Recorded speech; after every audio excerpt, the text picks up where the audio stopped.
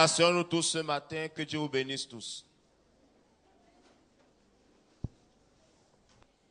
Je me pose des questions sincèrement. Amen.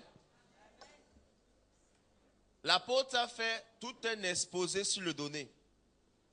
Et il n'y a plus de place pour enseigner encore sur le donné. Quelqu'un dise Amen. Ce n'est pas vrai? C'est vrai. Si tu es la deuxième personne à prendre le micro après un exposé pareil, si Dieu n'est pas avec toi, tu vas faire l'adoration. Donnez-moi un amen terrible. Ça me rappelle un ami pasteur qui prêchait quelque part. Le premier apôtre a fait tellement fort. Il m'a dit, Massa, je suis fini. Il m'a dit que mais je vais contrecarrer ça. Il a pris le micro, Seigneur, les voilà dans sa présence. Le Seigneur a déjà tout dit, enlevons les chaises. Il a rendu ministère. C'est très difficile de prêcher dans une église. Donc, un vrai amen. Où celui qui est la tête de l'église est à la révélation. Et c'est très difficile d'enseigner à une communauté qui est la révélation de la parole. Si tu ne crois pas, moi je crois en ça.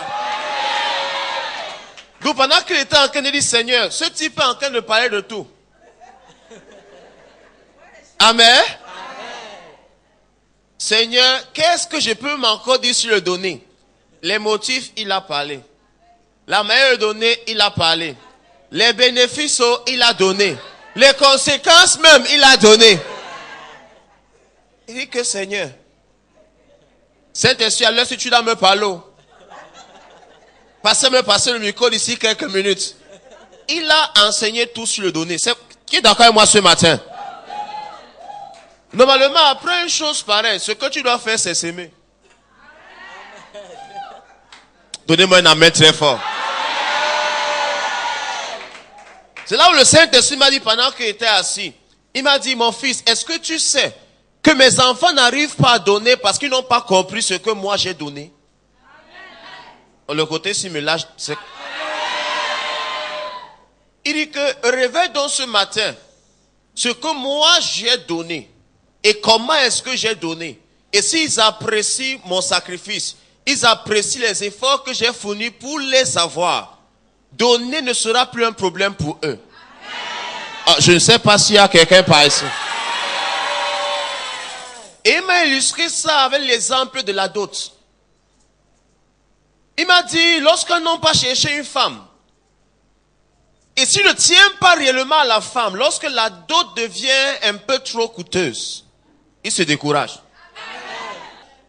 S'il connaît la valeur de la femme, s'il voit le bénéfice que la femme là a, s'il voit l'importance de cette femme, s'il a la révélation interne de qui est la femme qu'il est sur le point d'épouser, ça devient comme la parabole de celui qui a vendu tout ce qu'il avait pour acheter un terrain qui était précieux. Donc ce matin, je vais essayer de te révéler par les habitudes du Saint-Esprit ce que Christ a accompli comme sacrifice pour toi. Qu'est-ce qu'il a donné? Et quand tu vas comprendre qu'il ne te demande pas ce qu'il n'a jamais eu à faire, ton donné sera naturel. Je veux 2 amens très forts avant de commencer. Je veux 2 amens très très forts. Je veux 2 amens très très forts. Je n'aime pas les amens, je n'aime pas le genre, c'est amen plus fort que ça. C'est trop calme, c'est trop calme, c'est trop calme. Asseyons-nous.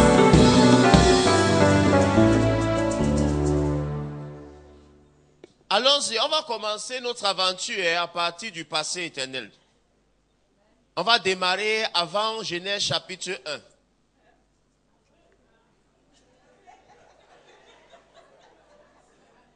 Vous n'êtes pas d'accord? On va démarrer à partir de Genèse, avant Genèse chapitre 1. Dans ce que j'appelle les passés éternels. Qu'est-ce qui s'est passé avant que le monde ne soit créé? Pour arriver à l'enseignement du donné aujourd'hui. Dieu ne demande pas de donner parce qu'il a un problème financier. Non. Oh, je ne sais pas s'il y a quelqu'un. Avant qu'il la poussière ici, la Bible déclare que Jésus a été ordonné. L'agneau. Donc un sacrifice déjà. Je ne vais pas dire à sheep. Bientôt je vais entrer à wolf. Vous m'avez lâché, allons pas ici. Jésus a été ordonné avant la fondation du monde comme l'agneau de Dieu, qui devait être sacrifié pour toi et pour moi.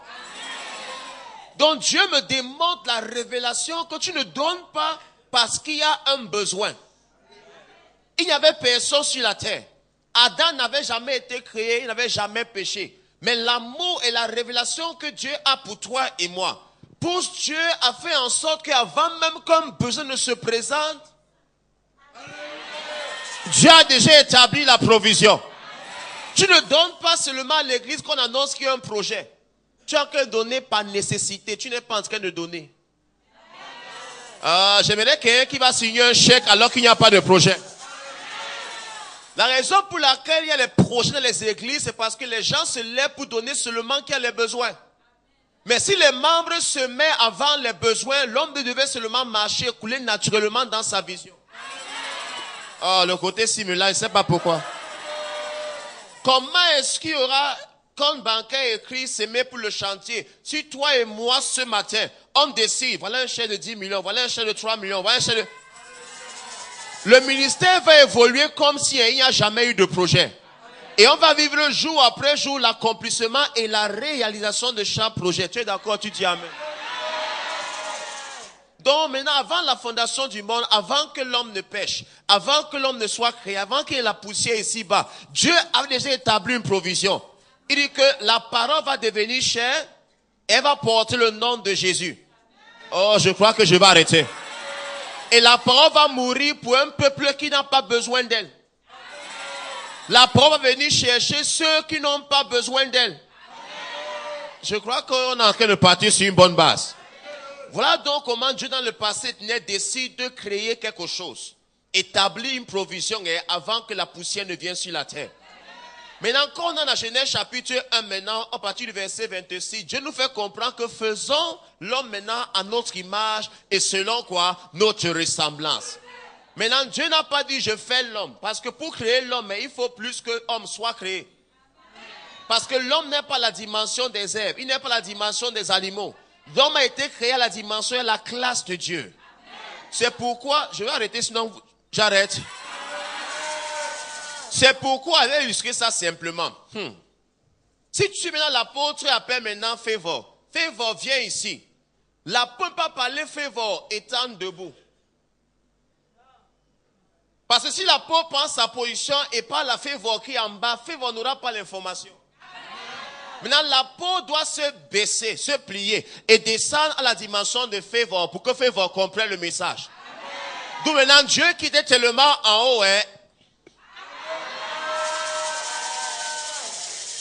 descendu à une dimension inférieure qu'on appelle dimension de l'homme. Dieu a pris la forme humaine. Pour que l'homme qui est en bas, en recevant l'illumination, la révélation, remonte à la dimension. Ok, je crois qu'on est en train de venir. C'est là où Dieu a dit alors que faisons l'homme à notre image et selon quoi notre ressemblant et qui domine, qui ne mendie pas. Maintenant, Dieu s'est assis, Dieu le Père, Dieu le Fils et Dieu le Saint-Esprit, dans ce qu'on appelle le conseil de la Trinité. Et ils ont discuté ensemble, il faut que je crée un PR. Ils ont discuté ensemble, il faut que je crée mon fils qui est ici devant ma fille qui est là-bas. Donc Dieu a fait une réunion pour que toi tu voies le jour. Donc pendant que tu marches au Bénin, tu es l'accomplissement parfait du rêve de Dieu. Et quand tu comprends cela, tu n'as pas besoin qu'on t'excite pour que tu donnes. Tu n'as pas besoin qu'on annonce un projet pour que tu donnes. Tu n'as pas besoin qu'on fasse un spot pour que tu viennes à l'église. Parce que le Dieu qui t'a créé sans que tu demandes même que Seigneur, je vais être créé. Et Dieu t'a créé pour son bon plaisir. Dieu t'a créé parce qu'il voulait quelqu'un avec qui va déverser et changer son amour. Parce que Dieu peut te bénir, mais Dieu ne peut pas se louer. Toi, tu peux louer, mais tu ne peux pas te bénir. Dieu a dit, mon fils, je vais créer quelqu'un qui va faire un échange. Moi, je lui donne la bénédiction, lui me donne la louange. Oh, je crois qu'il y a les gens par ici. Jesus. Maintenant, l'une de ces formes de louange, c'est le donner. D'où les Anglais appellent ça Thanksgiving. Don't you give thanks by giving something? Oh, je crois qu'il y a les gens par ici. Mais nous, on a tourné l'action de grâce en musique. On n'a pas dit singing, thanksgiving. On a dit thanksgiving. Tu es d'accord? Tu dis amen fort. Donc Dieu me fait comprendre que je vais give thanks by giving something. On appelle ça action de grâce. Pas chant de grâce. Maintenant, je vais rendre grâce au Seigneur. Tu ne rends pas grâce, tu es en train de chanter. Si tu es là, donne-moi la main comme le tonnerre. Maintenant, Dieu m'a donc créé, Dieu m'a donc formé. Il t'a créé. Où? Dans sa pensée. On existait maintenant tous dans la pensée de Dieu. Je te parle de l'origine, de ton origine, qui doit te pousser à donner sans réfléchir. Maintenant, on n'était pas encore sur la terre. Maintenant, Dieu dans l'univers régnait seul. Il a créé les planètes, les galaxies sentaient toujours seul. Maintenant, Dieu a dit, dis donc, faisons l'homme à notre image, selon notre ressemblant. Parce que la panthère n'est pas comme nous. Le loup n'est pas comme nous. Le bison n'est pas comme nous. Même l'éléphant qui est costaud n'est pas comme nous. Maintenant, Dieu a fait en sorte qu'une vapeur vienne sur la terre. La poussière est montée. Et maintenant, Dieu a pris une partie de lui. Oh, vous n'êtes pas là. Dieu, comme les Grecs disent, Dieu a un foussao. Il a fait ce que les Juifs appellent Ruach, Nafash, Nefesh. Donc, quand il a soufflé, c'était Ruach. Le souffle s'est déposé. Ça a fait Nefesh. Nafash, ça s'est déposé. Nefesh, ça s'est cristallisé. Ça, c'est l'origine du sang. Parce que le sang provient du souffle. C'est ça que le sang a l'oxygène. Mais quand le sang quitte ton corps, la vie laisse ton corps. Maintenant, quand Dieu a pris cette masse, qui est ta jaquette, qui n'est pas le véritable toi, Dieu a pris le toi qui était en lui, et il a soufflé ce toi dans le corps qu'on voit aujourd'hui. Donc je te montre comment est-ce que Dieu a pris le temps de te créer. Dieu n'a pas donné une offrande qui n'a pas de valeur. Même les scientifiques expliquent que le corps humain est si bien conçu qu'il n'y a pas de raison pour que l'homme meure. Donc l'offrande même du corps que tu as reçu, le corps là que tu critiques, il dit que je suis trop noir, je suis trop brune. C'est un corps que Dieu a pris le temps pour créer. Il t'a pas dit, mon fils, entre sur la terre comme les poissons. Qui est les poissons? Non. Dieu s'est assis et il a réfléchi pour te créer. Il a créé l'homme à son image et selon quoi? Sa ressemblance pour qu'il fasse quoi? Qu'il domine. Je veux les amens plus fort que ça. Maintenant l'homme est entré sur terre. J'ai dit que toi cet homme, on va t'appeler Adam. Qui signifie homme. Qui signifie encore, c'est un bible homme rouge. Parce que dans Adam, il y a Dam en hébreu qui signifie rouge ou sang. Mais la véritable révélation était que Adam signifie l'homme exalté versera son sang. Donc le Adam que Dieu appelait Adam n'était pas le premier Adam. Dieu parlait du dernier Adam qui devait être Jésus. Donc à partir même du nom qu'il donne, Dieu a encore établi la provision. Je te montre la nature généreuse de Dieu. Maintenant Dieu place l'homme au milieu du jardin. Il dit que tout ce que tu vois ici, septième jour se réveille, le jour où Dieu se repose, l'homme a tout ce qu'il faut pour qu'il prospère. Donc quand Dieu m'a créé, il n'a pas dit travail. Quand Dieu m'a créé, me suis réveillé, j'ai trouvé un jardin qui a tout. Le ciel avait la viande, l'eau avait le poisson, la terre avait les fruits, le sous avait les tubercules, le manioc, l'igname et autres. Tu donc, ta prospérité serait étonnante. Donc Dieu me montre l'exemple à partir de la création. Lui-même qui t'a créé, il a tout arrangé pour toi. Pourquoi ne peux-tu pas s'aimer aussi dans sa présence? Pourquoi ne peux-tu pas embellir la maison de ton Dieu alors que Dieu a embelli la vie d'un homme qui était sur le point de le trahir? Je crois qu'il va arrêter en parler les gens ce matin. C'est ainsi donc que l'homme entre ici, on l'appelle Adam. Maintenant, l'homme aussi se sent seul et vide. Dieu dit que ok, je vais encore donner.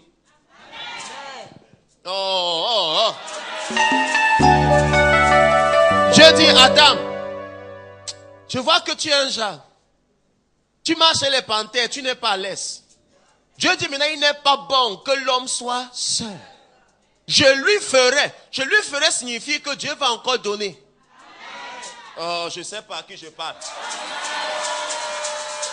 Et je vais fabriquer pour lui une aide. L'homme en hébreu, c'est Ish. La femme en hébreu, c'est Isha. Ish signifie en hébreu homme. Isha signifie un homme avec l'utérus. C'est pour ça que Dieu n'a pas encore pris la poussière pour créer un deuxième homme. Non. Parce que Isha signifie un homme avec l'utérus. D'où le mot woman. Dans woman, il y a man plus womb. Donc a man with a woman is a woman. Ils sont tombés parce que le côté... Allons pas ici. C'est ainsi que Dieu a vu la solitude de l'homme. La misère. Toi qui dis que le célibat est bon, le célibat n'est pas bon. Le célibat est seulement bon et quand tu te prépares à rencontrer la femme ou l'homme de ta vie. Le célibat n'est pas un temps où tu dois brûler physiquement. Le célibat, c'est ta phase de préparation. C'est ta phase de maturation. C'est là où tu remplis les 7 qui peuvent faire en sorte que tu aies un bon mariage. Préparation spirituelle, morale, financière, émotionnelle, sociale. Je parle à quelqu'un. Laissons tomber. Avançons, avançons. Maintenant, Dieu a vu que dans tout ce qu'il a créé, malgré qu'il y ait les poissons, il y a la nourriture de partout, il y avait un vide dans l'homme. Pour te faire comprendre que tu peux avoir tout ce dont tu as besoin et te sentir toujours vide. Je crois qu'il va arrêter par ici. Maintenant, la femme entre maintenant. Dieu ouvre le côté de l'homme, Adam, et il tourne la côte là à une femme.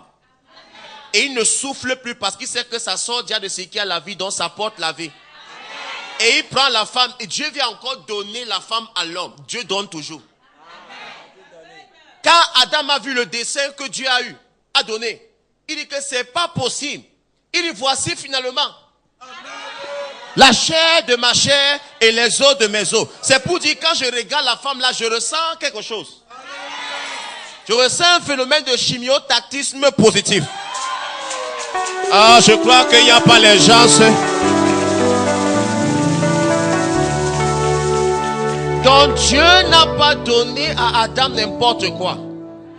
D'où je n'ai pas de raison de donner à mon Dieu ce qui n'a pas aussi de la valeur. Dieu a créé une belle femme juste parce qu'il voulait faire plaisir à Adam. Et si tu t'engages aussi à devenir un enfant de Dieu sérieux dans sa maison, qui comprend la valeur qu'il occupe aux yeux de Dieu, merci, et qui n'a pas besoin de se laisser intimider ou peut-être avoir un besoin pour donner, ta prospérité serait établie dans les cieux et sur la terre. Les chrétiens souffrent parce que donner n'est pas sincère. Ils souffrent parce qu'ils veulent faire le marketing de leur nom. Donner et exiger que ton nom soit derrière la chaise et tu es en train de faire le marketing. Donner et demander qu'on lise ton nom, tu veux faire ta pub. Il y a les gens par ici. Donner et dire que tu donnes. Depuis que je donne même, je ne vois même rien. Tu es en train de donner en calculant. Parce que quand Dieu t'a créé, il n'a pas regretté de t'avoir créé. Quand l'homme a péché au jardin d'Éden, la Bible n'a pas dit Dieu a botté Adam hors du jardin. La Bible déclare que le soir, Dieu est venu comme d'habitude. Il dit Adam, où es-tu? Adam dit j'ai écouté ta voix, j'ai fui parce que je suis nu. Il dit qui t'a dit que tu es? Donc la voix là qui te parle constamment, chaque fois que tu veux donner, ce n'est pas Dieu qui te parle. La voix qui te dit que tu as les dettes, ce n'est pas Dieu qui dit ça. Parce que Dieu ne va jamais t'empêcher de contribuer dans sa présence. Même si tu dis pas mais c'est toujours vrai. Allons de ce côté. Dieu ne va jamais t'empêcher de donner. Et c'est comme si une voix me dit que je dois s'aimer pour ceci. Non, ce n'est pas une voix, c'est Dieu qui te parle. Chaque fois que tu écoutes une pensée qui te dit donne, parce que la pensée est une parole silencieuse. Ça, laissons tomber. Donc c'est Dieu qui te parle en silence. C'est Dieu qui te parle en silence parce que quelqu'un soit au courant de ce qu'il est sur le point de faire dans ta vie. C'est pour ça qu'il a mis ce besoin en toi, il n'a pas mis ça chez ton voisin. Maintenant, quand toi tu vas te lever pour accomplir sa volonté dans ce compartiment, le même témoignage d'Isaac, qui a sémé là où tout le monde fuyait, la même année, une puissante enrichissante, a tourné sa vie en une merveille. Quelqu'un après ce culte va dire merci au Seigneur Jésus. Ton amen ne correspond pas à ce que je dis. Ici, alors c'est très grave. Ça ne ressemble même pas. Maintenant, Dieu prend la femme. Il dit que la femme que te donne, est une aide pour toi, pas un fardeau. Dieu qui est tellement amour et qui nous montre qu'on doit donner, fait comprendre à la femme que quand tu entres dans un cours, tu n'entres pas pour recevoir, mais tu entres pour communiquer quelque chose. Je t'explique le donner depuis jeunesse. Donc Dieu te fait comprendre que pour que tout fonctionne ici, bah, il faut une symbiose. Association d'organismes à bénéfice réciproque. Ce n'est pas une personne qui doit enjoy le mariage, c'est deux personnes qui doivent enjoy le mariage. N'est pas moi, c'est nous. Encouragez-moi s'il vous plaît. Certaines personnes, quand ils partent à la mairie, ils disent séparation des biens au bien commun. Il dit bien commun parce qu'il n'y a pas de bien.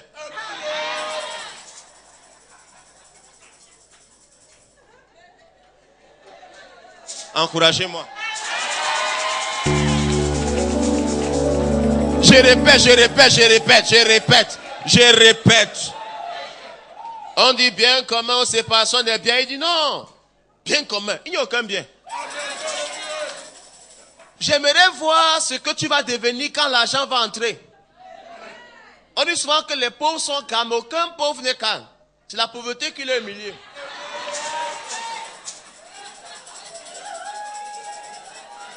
Est-ce qu'il y a les gens par ici?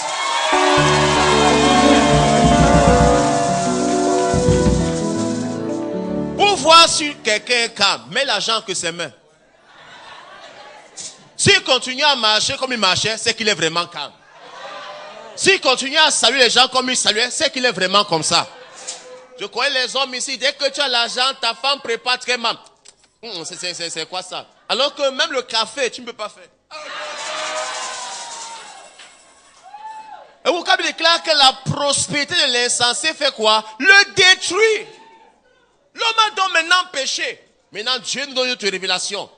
Adam qui a reçu l'information que tu es créé à l'image de Dieu, Ève n'a pas cette information. Le diable a trompé Ève. De la même manière, si tu n'as pas l'information dans un domaine précis, le diable va te tromper. Il va dire que l'homme de Dieu te dit ça parce qu'il veut prendre ton argent. Un projet de plus parce qu'il veut l'investir. C'est quel chantier qui ne finit jamais. À quoi même servent ces offrandes dans l'église? Tout ce qu'on donne dans sa main là, ça part où? Ça part dans son ventre. Celui qui prêche l'évangile doit vivre de l'évangile. Je crois qu'il est temps qu'on arrête de faire semblant. Moi, je n'ai pas honte de dire ce que je suis. Un m'a demandé un jour au Cameroun, un docteur, vous êtes riche? Et que ça dépend de ce que tu entends par riche. Ce n'est pas vrai? Chacun a sa définition de riche. Si avoir l'argent dans la banque te fait croire que tu es riche, tu es fou. Je vais expliquer. En tant qu'auteur, formateur et conférencier en entrepreneuriat, donc je te donne 3 pour que tu aies confiance. Il a été prouvé qu'il y a une loi qu'on appelle la loi de la conservation en entrepreneuriat, qui dit que ce n'est pas combien tu gagnes qui détermine ton futur financier, c'est combien tu investis qui détermine ton futur financier. Donc si tu crois que garder l'argent à la banque est un signe que tu es riche, c'est une erreur. Je vais illustrer ça terre à terre. Si tu as maintenant 1 million dans ton compte bancaire, ça ne produit même pas 100 000 francs par an. Ça veut dire que tu as 1 million d'employés qui sont incapables de te ramener 100 000 francs au moins par an. Ils sont les faux employés. Maintenant, qu'est-ce que quelqu'un qui est intelligent va faire? Il va prendre les 1 million là, retirer ça à la banque. Ou bien la joie qu'il a gardé 1 million. Tourner les 1 million en moto. Tourner les 1 million peut-être en ballot. Tourner les 1 million peut-être en cyber. Et en un an, les 1 million qui produisaient moins de 100 000 francs à la banque, elles vont produire. Je crois qu'il n'y a pas les gens de ce côté. Ça, c'est un exemple. Donc, si tu crois que tu es riche parce que l'argent à la banque, c'est une erreur, on peut braquer cette banque. Et les gens qui ont gagné des millions dans les coopératives, et la coopérative a fermé sans dire qu'on ferme.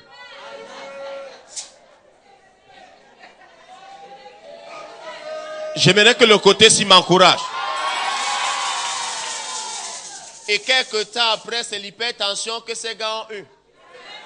Parce que sa vraie fortune, elle n'était pas une fortune qui vient de Dieu. Il a mis sa confiance sur les chiffres et non sur le créateur des chiffres. La Bible déclare qu'en Christ se trouvent toutes les sagesses, tous les mystères, tous les trésors de la connaissance. Christ, c'est le tabernacle vivant de la prospérité. Christ en toi, c'est l'espérance de la gloire. Tu peux avoir une bonne idée, ça ne vient pas de Dieu. Une bonne idée avec un bon business plan, mais ça ne change pas ta vie. Mais toute idée qui vient de Dieu est d'office bonne. Oh, vos amens sont... Mais que Dieu envoie à 28 personnes ce matin de très bonnes idées au moins. Tu as vu que seulement 28, non, les autres n'ont pas dit amen. Les 28 là, recevez ça maintenant. Avançons. On est toujours dans le donner. L'homme maintenant participe au péché de la femme par amour. Il accepte aussi se donner parce qu'il aime sa personne. Tout comme toi aussi dans l'église, tu ne dois pas te donner juste parce que tu aimes aussi la maison de Dieu. Amen. Tu ne t'identifies pas à l'église seulement quand l'église a les instruments. Combien de membres peuvent dire, voilà mon pasteur quand son pasteur a la moto? Combien de membres peuvent dire, voilà mon apôtre quand l'apôtre marche à quoi à pied? Ah, maintenant notre apôtre a la voiture. Ce n'est pas la voiture qui l'a rendu apôtre. Parce que Christ n'avait même pas la moto. Donc Narcisse, terre à terre, avec sa moto, roule dans ce que Jésus n'a jamais roulé. Mais ce n'a pas réduit la qualité ou la beauté ou la grandeur de Jésus. Touche la dimension où tu as plus de valeur que les choses matérielles. Et quand tu méprises l'or, Dieu te donne l'or et l'argent. Parce que ceux qui cherchent l'or manquent Dieu. Mais ceux qui cherchent Dieu trouvent l'or. À force de te lever tôt, manquer les culs dimanche parce que tu as les affaires à régler, tu vas perdre Dieu. Mais celui qui sacrifie ses études d'affaires pour venir écouter un culte un dimanche matin va trouver l'or. Parce qu'une seule parole venant de Dieu peut changer ta vie à jamais.